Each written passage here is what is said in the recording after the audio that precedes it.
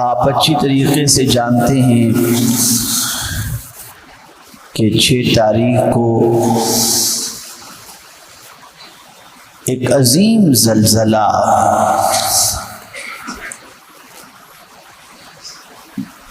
جس نے ترکی اور سیریا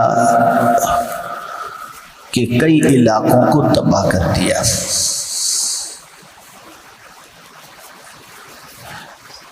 اللہ رب العزت جل جلالہ نے اپنی قوت اور اپنی طاقت اس کا ایک ہلکا سا جلوہ اس نے دکھایا،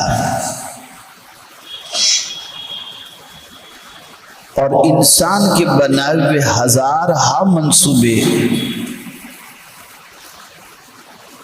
ادھورے کے ادھورے رہ گئے،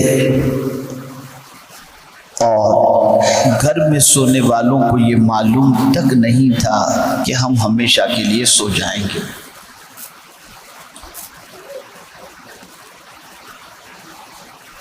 عقل مند انسان وہ ہے جو اس قسم کے حادثات کے رونما ہونے کے بعد اس سے عبرت حاصل کرے، نصیحت حاصل کرے۔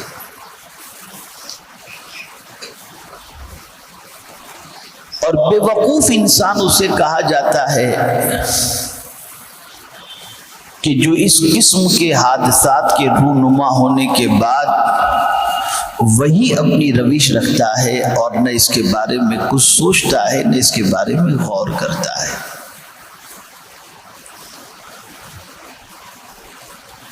قیامت سے پہلے کئی زلزلے آئیں گے،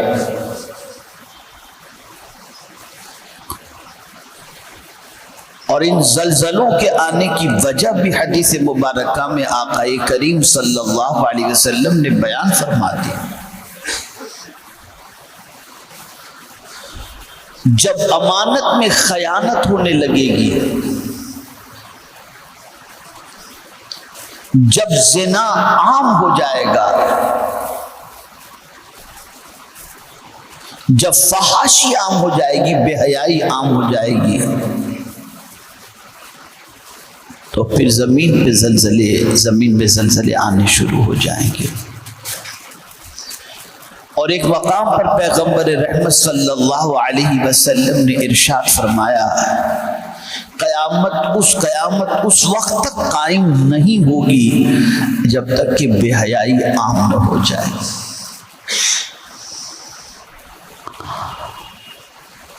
اب ہمیں آج کے حالات کے اعتبار سے ذہن میں یہ بات رکھنی ہے کہ کیا کسی انسان کے اندر اتنی طاقت ہے کہ وہ قدرت کے عذاب کا مقابلہ کر سکے؟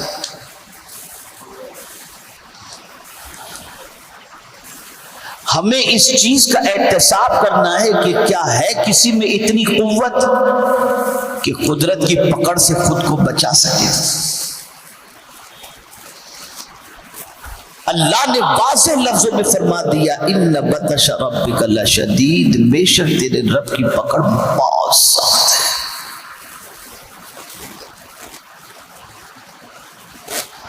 اگر وہ کسی کو پکڑنا چاہے تو کوئی چھڑا نہیں سکتا،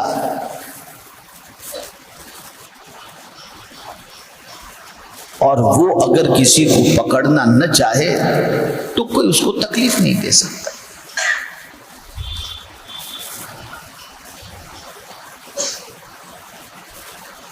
ہمارے اندر جس چیز کی سب سے بڑی کمی ہے وہ اس چیز کی کمی ہے کہ ہمیں اپنے رب کے بارے میں جو اندر سے فیلنگ ہونی چاہیے، احساس ہونا چاہیے، وہ احساس ہمارے پاس نہیں ہے۔ ہم ایک فارمولیٹی کے عادی بن چکے ہیں، عقل کے اعتبار سے چلنے کے عادی بن چکے ہیں، عقل کو فالو کرنے کے عادی بن چکے ہیں، عقل سے ہر چیز کو پرکھنے کی کوشش کرتے ہیں، جبکہ عقل الگ چیز ہے اور حقیقت الگ چیز ہے۔ میں آپ کو ایک واقعہ ایک بیوہ عورت کا سناؤں جس سے آپ کے اندر ایک چیز پیدا ہوگی، اور وہ چیز ہے احساس۔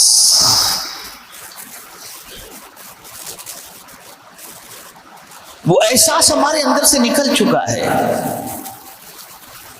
ایک بیوہ عورت بغیر واویلا کیے ہوئے، بغیر شور کیے ہوئے، بغیر شکایت کیے ہوئے اپنے بچوں کے ساتھ شوہر کے انتقال کے بعد بیٹھی ہوئی تھی۔ کوئی اللہ والے پہنچے اور پہنچ کر کے انہوں نے فرمایا کہ آپ کے شوہر آپ سے جدا ہو گئے، کیسے زندگی آپ کاٹیں گی؟ کچھ آگے کے بارے میں آپ نے سوچا؟ اب جواب سنیے، احساس۔ وہ بیوہ عورت کہتی ہے شوہر کے انتقال کے بعد میرے اندر ایک احساس پیدا ہوا،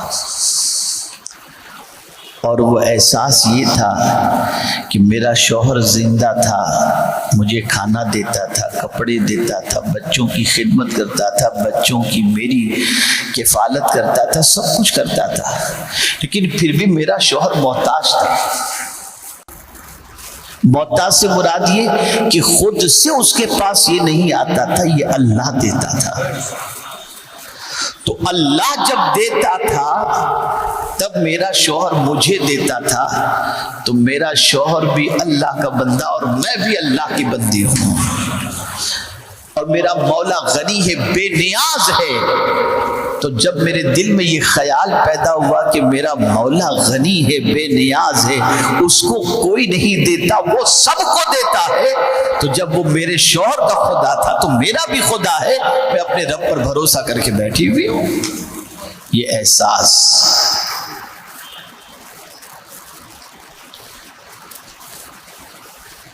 جب یہ احساس کسی کے اندر بیدار ہو جائے تو پھر اس کے قدم بہکنے سے بھی بچتے ہیں اور اس کی زبان شکوے سے بھی بچ جاتی ہے۔ آج اگر پوری دنیا میں بے حیائی عام ہو رہی ہے، بد کرداری عام ہو رہی ہے، زمین گناہوں سے بھر چکی ہے، تو آج سچویشن یہ ہو گئی کہ اس زمین پر ہم بوجھ کی حیثیت سے ہیں۔ کبھی بھی یہ زمین اپنی شکایت رب کے حضور کر دے اور پھر اس میں زلزلہ پیدا ہو جائے، اور بے حیائی کی وجہ سے اور زنا کی وجہ سے زلزلہ ہوتا ہے۔ کبھی کبھی تو مجھے اتنا غصہ آتا ہے کہ دل میں خیال ہوتا ہے کہ چابک لے کر کے نکلا جائے اور برقع پہن کر گھومنے والی لڑکی اور لڑکے جو راستے میں بے حیائی کرتے ہیں انہیں چابک سے مارا جائے۔ ذرا جا کر دیکھیں، میرا تو روز کا تقریباً ورلی سیلنگ سے جو ہے میرا جانا ہوتا ہے، پتہ نہیں کس حال کے اندر کس لوگ کو، بائک پر دیکھ لیجیے آپ۔ یہ اللہ کے عذاب کو دعوت دینے کے مترادف ہے۔ یہ ساری چیزیں اللہ کی پکڑ کے اندر آنے کے مترادف ہیں۔ یہ احساس دل سے نکل گیا کہ رب کی پکڑ بہت سخت ہے، بہت سخت ہے۔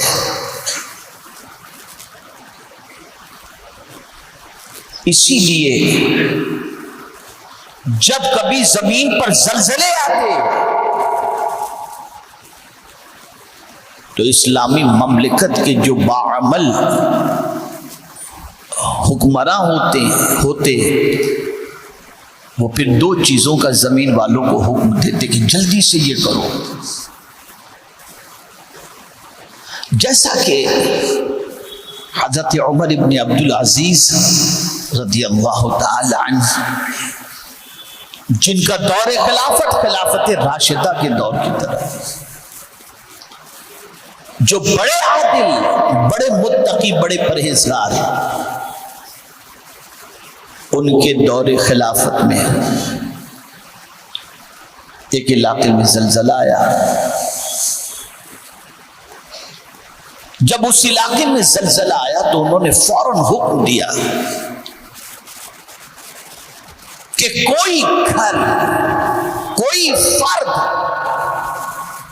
اس عمل سے خالی نہیں رہے، ہر ایک فرد کے لیے ضروری ہے کہ استغفار کے اندر لگ جائے، اللہ سے مغفرت مانگنے میں لگ جائے۔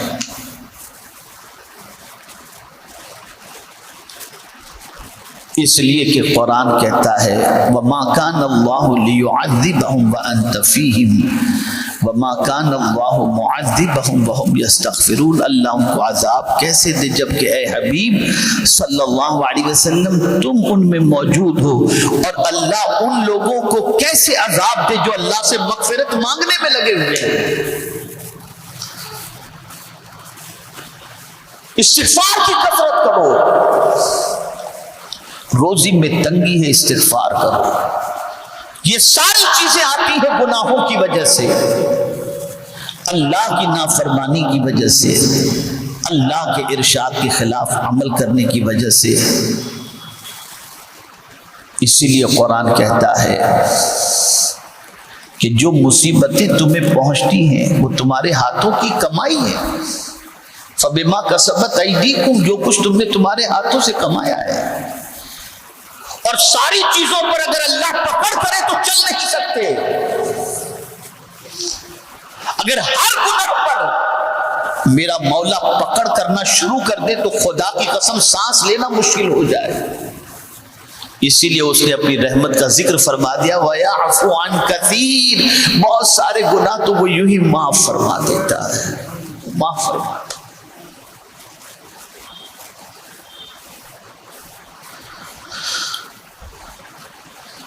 تو اے رسول اعظم صلی اللہ تعالی علیہ وسلم کے دیوانوں، اپنے اندر فیلنگ پیدا کرو، احساس۔ وہ کبھی بھی پکڑ سکتا ہے، اس کی پکڑ بہت سخت ہے، اس کی پکڑ سے کوئی بچا نہیں سکتا۔ یہ ترکیہ کا معاملہ، سیریا کا معاملہ دیکھ کر سوچو، یہ احساس اپنے اندر پیدا کرو۔ ہزار ترقی کے باوجود دنیا کی کوئی طاقت اللہ کی پکڑ سے نہیں روک سکتی، اور نہ اس کی پکڑ سے بچنے کا کوئی انتظام کر سکتی۔ میں ایک چھوٹی سی مثال دوں تو بات اچھی طرح سے سمجھ میں آ جائے گی۔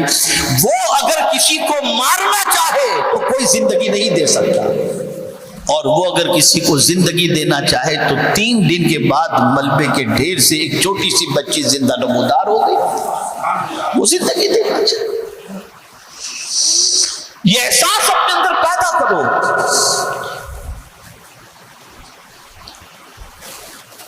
وہ مارنا چاہے تو کوئی بچا نہیں سکتا، اور وہ بچانا چاہے تو کوئی مار نہیں سکتا۔ یہ احساس اپنے اندر سے ختم ہوتا جا رہا ہے۔ ارے مولانا سب چلتا ہے، معاذ اللہ من ذالک۔ پھر کتاب بھیجنے کی ضرورت کیا تھی؟ پھر رسول بھیجنے کی ضرورت کیا تھی جب آپ اتنے ہی عقل مند ہو گئے؟ کیا یہ اللہ کی کتاب اس لیے نازل کی گئی تھی کہ خالی پڑھو؟ نہیں، یہ کتاب اس لیے نازل کی گئی تاکہ اس کتاب کی گائیڈ لائن کو فالو کرو، اس کی بتائی ہوئی تعلیمات پر عمل کرو تو محفوظ رہو گے۔ اب اسی کتاب نے ہم کو بتا دیا اگر اللہ کے عذاب سے بچنا چاہتے ہو تو استغفار میں لگ جاؤ، اس کی پکڑ سے بچنا چاہتے ہو استغفار میں لگ جاؤ، اس کی گرفت سے بچنا چاہتے ہو استغفار میں لگ جاؤ۔ جب تم اٹھتے بیٹھتے چلتے پھرتے اللہ سے مغفرت طلب کرو گے تو اللہ کریم ہے، معافی مانگنے والے کو معاف فرما دیتا ہے، معاف فرما دیتا ہے۔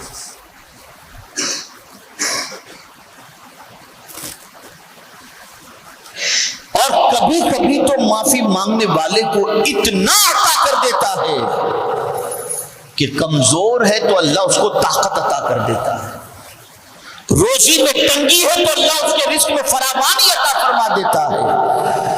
اگر گناہوں کی وجہ سے کام اٹک چکے ہیں اور وہ استغفار کرتا ہے تو اللہ اس کے کام کو آسان فرما دیا کرتا ہے۔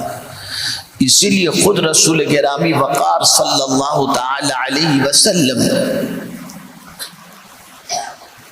دن میں 70 مرتبہ، اور ایک روایت میں آیا ہے کہ 100 مرتبہ اللہ کی بارگاہ میں مغفرت طلب کیا کرتے تھے۔ وہ رسول جو سید المعصومین ہیں،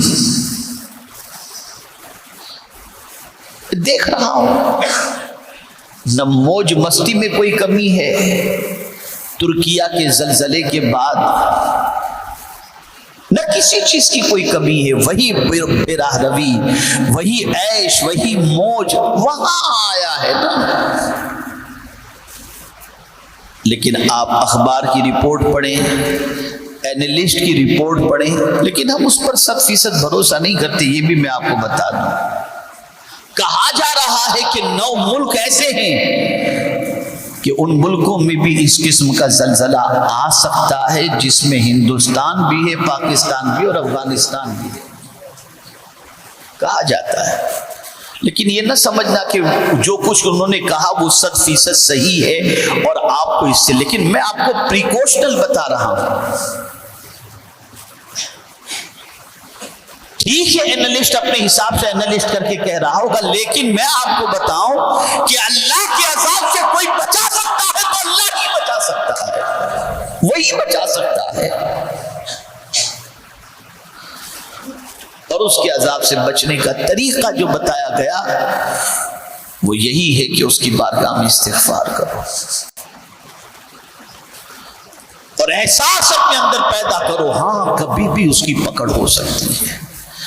احساس پیدا کرو وہ غنی ہے، احساس پیدا کرو کہ وہ معاف کرنے والا ہے۔ اللہ والے گناہوں سے کیوں بچتے تھے؟